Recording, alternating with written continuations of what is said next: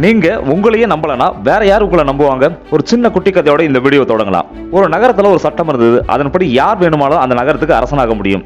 ஆனா அந்த பதவி 5 ஆண்டுகள் மட்டுமே. 5 ஆண்டுகள் முடிந்த அடுத்த நாளே மன்னன் ஆற்றின் கரைக்கு மறுபுறம் உள்ள கரையில விட்டுடுவாங்க. அந்த காட்டுல மனிதர்கள் கிடையாது, வெறும் கொடிய விலங்குகள் மட்டுமே இருக்கு.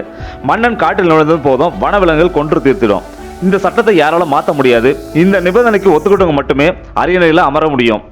ஆக மன்னனாக முடிசூட்டி கொண்டவரின் தலையெழுத்து 5 ஆண்டுகளுக்குள் கட்டாய மரணம். இந்த கடுமையான சட்டத்துக்கு பயந்து யாரும் அந்த பதவிக்கு ஆசைப்பட மாட்டாங்க. அதனால அந்த பதவி பெரும்பாலும் காலியாவே இருந்தது. இருந்தாலும் சிலர் எப்படி இருந்தாலும் சாகதானே போறோம், மன்னனாக சாகலான்னு சொல்லிட்டு ஒரு சில பேர் பதவி ஏற்பதும் உண்டு.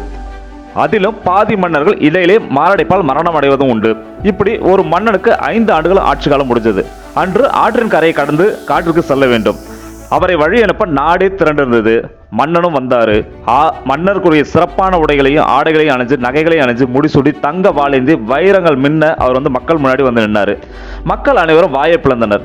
இன்னும் 1/2 மணி நேரத்துல சாக போறாரு, இதற்கு இவ்வளவு அலங்காரமா அப்படின்னு சொல்லிட்டு எல்லாருமே ஆச்சரியமா பார்த்தாங்க. தான் செல்லவிருந்த படகை பார்த்து மன்னன் சினத்தோடு கூறினார், மன்னன் செல்லும் படகா இது? பெரிய படகை கொண்டு வாருங்கள். நான் நின்று கொண்டா செல்வது? சிம்மாசனத்தை கொண்டு வாருங்கள். கட்டளைகள் பறந்தன, காரியங்கள் நடந்தன. சற்று நேரத்தில் அலங்கரிக்கப்பட்ட அழகான படகு ஆற்று நீரை கிழித்து கொண்டு மறுகரை நோக்கி பயணித்தது. மக்கள் திகைக்கு நிற்க மன்னன் கையசைக்க பயணம் தொடர்ந்தது. இதுல மிகவும் அதிர்ச்சி அடைந்த படகோட்டி தான். காரணம், இதுவரை அவன் மறுகரைக்கு அழைத்து சென்ற எந்த மன்னனும் மகிழ்ச்சியா போனது கிடையாது. அழுது புலம்பிதான் போவாங்க. ஆனா இவரோ மகிழ்ச்சி கலைப்பில் பொங்கி வழிகிறாரே. படகோட்டி பொறுத்து கொள்ள முடியாமல், மன்னா நீங்க எங்க போறீங்கன்னு தெரியுமா அப்படின்னு சொல்லிட்டு கேட்கிறாரு. தெரியும், மறுகரைக்கு போறேன் அப்படின்னு சொல்லிட்டு மன்னனும் பதில் சொல்றாரு. அங்கே சென்றவர்கள் இது வரைக்கும் திரும்பி வந்ததில்லை, அது தெரியுமா உங்களுக்கு அப்படின்னு சொல்லிட்டு மறுபடியும் படகோட்டி கேட்கிறாரு. தெரியும், நானும் திரும்பி இந்த நகரத்துக்கு வரப்போறது இல்லையே அப்படின்னு சொல்லிட்டு மன்னன் சொல்றாரு. பின் எப்படி உங்களால இவ்வளவு சந்தோஷமா இருக்க முடியுது அப்படின்னு சொல்லிட்டு படகோட்டி கேட்டாரு. அதுவா, நான் என்ன செஞ்சேன் தெரியுமா? ஆட்சிக்கு வந்த ஓராண்டு முடிவில் 1000 வேட்டைக்காரர்களை அந்த காட்டுக்கு அனுப்புனேன். கொடிய விலங்குகளை வேட்டையாடி அவங்க கொண்டுட்டாங்க. 2ஆம் ஆண்டு முடிவில் 1000 விவசாயிகளை அந்த காட்டுக்கு அனுப்புனேன். அவங்க காட்டை திருத்தி உழுதாங்க. ஏராளமான தானியங்களையும் விதைச்சாங்க, காய்கறிகளையும் விதைச்சாங்க. 3ஆவது ஆண்டு முடிவில் 1000 கட்டிடக்கலை வல்லுநர்களையும் தொழிலாளர்களையும் அனுப்பிச்சேன். இதுவரை வீடு வாசல் அரண்மனை எல்லாமே கட்டி தயாராக வச்சிருக்காங்க. 4ஆம் ஆண்டு முடிவில் 1000 அரசு அதிகாரிகள் அனுப்பிச்சேன். நிர்வாகம் சீரடைந்தது. இப்போ 4000 பேர் தங்களுடைய குடும்பத்தோட குழந்தைங்களோட அங்க வாழ்றாங்க. இப்போ நான் காட்டுக்கு போல, என்னுடைய நாட்டுக்கு போறேன். சாக போல, வாழ போறேன். அதுவும் மன்னனா ஆள போறேன். உனக்கு ஒருவேளை அரண்மனை படகோட்டி ஆகணும்னா நீயே இந்த படகோட வேலைக்கு வந்து சேர்ந்துரு அப்படின்னு சொல்லிட்டு மன்னன் சொல்றாரு. ஒரே ஒரு கேள்வியை மட்டும் இங்க நம்ம எடுத்துக்கலாம். மன்னன் வெற்றிக்கு காரணங்கள் எது? பல காரணங்கள் தான், குறிப்பா 2 காரணங்களை இங்க கூறலாம். 1, 5 ஆண்டுக்கு பின் உயிர் வாழணும், அதுவும் மன்னனாகவே வாழணும்னு அவர் முடிவெடுத்தது.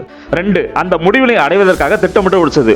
அந்த மன்னனை வெற்றிக்கு மட்டுமல்ல, நம் அனைவரும் வெற்றி பெற வேணும்னா நமக்கு தேவையான டார்கெட்டை கோலையை நிர்ணயிக்கணும். அந்த டார்கெட் அடைய திட்டமிடணும். திட்டமிட்ட பின் வெற்றி பெற வரைக்கும் கடினமா நம்ம உழைக்கணும்.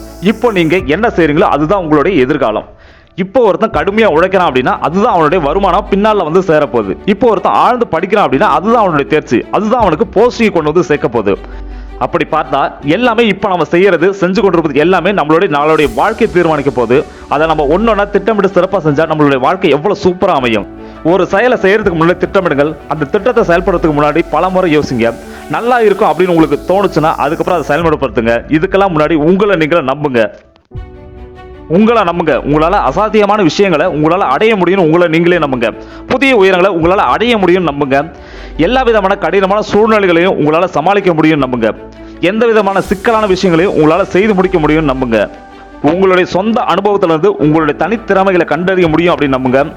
உங்க வாழ்க்கையில புதிய பரிணாமங்களை புரிந்து கொள்ள உங்களால முடியுன்றதை நம்புங்க. உங்களுக்குள்ள ஒளிஞ்சுகிட்டு இருக்க புதிய திறமைகளை கண்டுபிடிக்க முடியுன்றதையும் நம்புங்க. உங்களை நீங்க நம்பலனா வேற யார் நம்புவாங்க?